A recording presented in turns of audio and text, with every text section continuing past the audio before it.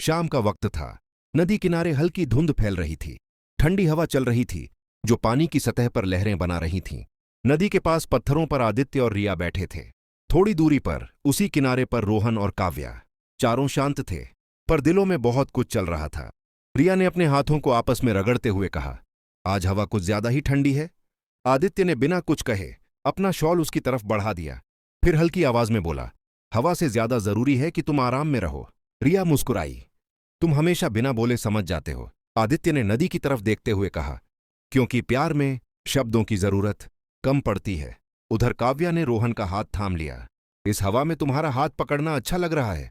रोहन ने हंसकर जवाब दिया, तो पकड़ कर रखो, शाम खत्म हो जाएगी लेकिन मैं नहीं जाऊंगा। काव्या ने हल्के से कहा, काश हर दिन ऐसी ही शाम हो। रोहन बोला, शाम तो रोज आएगी, बस साथ तुम्हारा चाहिए। नदी की आवाज थोड़ी तेज हुई। हवा ने जैसे चारों को और करीब कर दिया। रिया ने धीरे से कहा, रिश्ते भी इस नदी जैसे होते हैं ना? आदित्य ने पूछा, कैसे?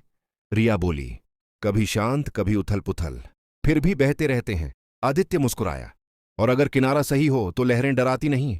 काव्या ने रोहन से पूछा, अगर कभी मैं बदल जाऊं तो? रोहन ने बिना सोचे कहा, तो मैं नए तुम्हें और गहराई से चाहूंगा। काव्या की आंखें भर आईं। उसने सिर रोहन के कंधे पर रख दिया। ठंडी हवा अब और भी सुकून देने लगी थी। आसमान में तारे निकल आए थे।